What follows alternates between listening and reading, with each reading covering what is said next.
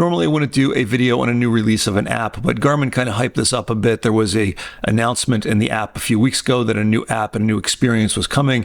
The day that the new app came out, there was a Garmin training video, a little marketing video telling you what was new. I've played around with the old app quite a bit, and I've had a little bit of time with the new app. Let me show you what's different, what's the same, and what to expect. One of the big changes is this activity screen. I like these tiles up top where you can see your activities, scroll through. You can see the little map preview. If you click into it, you get some details. There's a playback, but the playback is pretty simple. You have to speed it up there. It's nothing like that 3D course walkthrough that you get on AllTrails or some other mapping platforms, but I appreciate it nonetheless. There's an elevation profile on the bottom, but you can't scroll through it in this. You have to click in, and then you can do the scroll over it, and you can also scroll pace and scroll along the map there and see that. So that's neat. I believe that's different. Let's go to the map page and create a course. Let me look at the maps that we have available. So it looks like we've lost here in the United States the USGS quad maps, the scanned topographic maps. They are no longer here, at least for free. We just have the TopoActive, the satellite, and the base map in here. So we've had some maps that have gone away. You can also download the maps for offline use like you could before, and obviously you can only do this with the maps that are available. Now, creating a course seems to be a lot like it was before. I know they were sort of touting this. It might be a little bit snappier when you snap to the trails here. I do appreciate that this is a great way to create a course in here, and you can turn off snap to trail so that you can go off trail and then go back on. And otherwise, it looks like creating a course is pretty straightforward and pretty much the experience it was as I remember in the last version. And here's a side-by-side screenshot so you can see what it was like in the last version. But pretty much the same.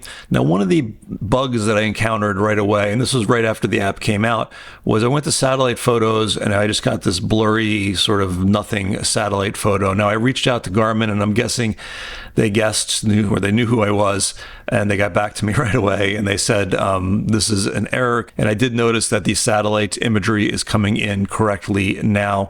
From the user perspective, I didn't really notice any difference when using the maps, but from a back-end perspective, maybe there's something different going on there. One of the things I noticed on the course creation is you can choose between different activity types now. It's not just a one course fits all, but you can choose different ones here.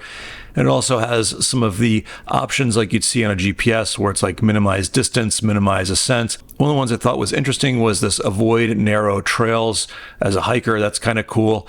I tried it out. I did this trail from Wrightwood to Mount Baldy, which is a really narrow trail. It's not even a trail at some points. And I noticed that it didn't avoid these trails to get me here. But just so you know, you can never really just trust these maps on their own. If you were to do this hike and you were a novice, you would probably be pretty freaked out. So always, plan a hike, but look online for trip reports and get some idea of what you're doing before you do it. Because if you were to do this hike that I just mapped out here, it would be pretty intense if you didn't know what you were doing. The search on this works really good. If you go into search, you can search here. You can see I have my recents down on the bottom. If I go to heat and flat, you can see it's loading results on the bottom. Might take a second, but then I get this card view, this list down here, and I can also search in my saved information, which it looks like I don't have anything there, but I do have, let's look for Timber Mountain. Timber Mountain, there it is, and this is a waypoint that I saved, and you can see that it's marked and saved there. So very cool. It's nice to be able to search through your collections. I know collections can get out of hand, but it's nice to have this enhanced search.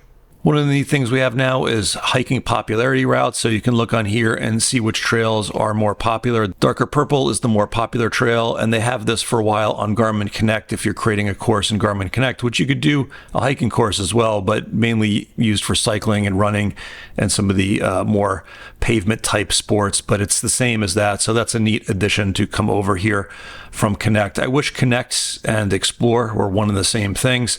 Maybe they will be in the future. Who knows? But right now, this is what you get. So let's take a look at Outdoor Maps Plus, and I'm going to pay for this so that maybe you don't have to and just take a look at it. So let me go ahead and sign up for this. All right, I like that the sign up is all in the app right here. So I'm just signing up, giving my credit card information, and there we go. I'm going to get an email. Now I'm going back. It looks like it hasn't quite registered yet. And here we go. Some of the things are coming in. Okay, let's look at the new map layers that we have. So it looks like you do get the USGS quads if you pay for Maps Plus. You can get these for free on CalTopo as well. And here we are. Looks like hunting maps, some land parcel, outdoor POI, night lights, boat ramps, USFS points. So it looks like there are some new layers, some new pieces of data, but it's nothing like you'd get from buying a premium subscription on something like Gaia GPS, which has, probably hundreds of different map layers. They are pretty limited. It looks like it's maybe good if you're a hunter, if you're looking for public versus private lands. All right, let's check out this burn zones one. Now look at this. I'm clicking on this one tile and the other tile is getting activated. This is a pretty basic bug. Look at this.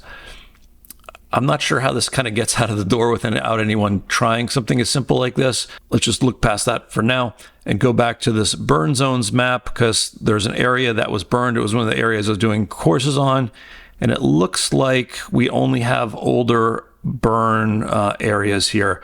Right now, this whole area is closed because of the bridge fire. And if we look on like a regular map, like on Watch Duty, the Watch Duty app, you can see this whole area is closed, and that should really be notated or, reflected in these maps that I just paid $50 for. Because if I didn't know from other sources and I just got this premium updated map thing from Garmin, I would just go there and hike because I wouldn't know any better. So that, I think, is a bit of a fail. All right, let's look at the quality of the satellite imagery on Maps Plus versus the non-Maps Plus satellite imagery. I brought this up on a different account on a different phone. Here you can see it's about the same. We're not getting anything different on Maps Plus, at least in this place. So it looks like as a free Explorer user, and when I say free, it probably means you've bought a Garmin device already. You've lost access to the USGS quad maps, maybe other areas around the world. Let me know in the comments. You have more options when creating a course, and there are a couple nags for the Maps Plus product. I'm going to take the Maps Plus product for a deeper dive in the next couple weeks. I'll put it on my GPS Map 67, on my Phoenix 8. I'll take it out and test it and do a follow-up video, let you know whether it's worth getting or not. And if you've spotted changes in the new version of Explorer that I missed here, please leave a comment underneath. I'm sure other people would benefit from seeing those. And hopefully this video is useful. Thank you for watching, and I will see you out on the trails.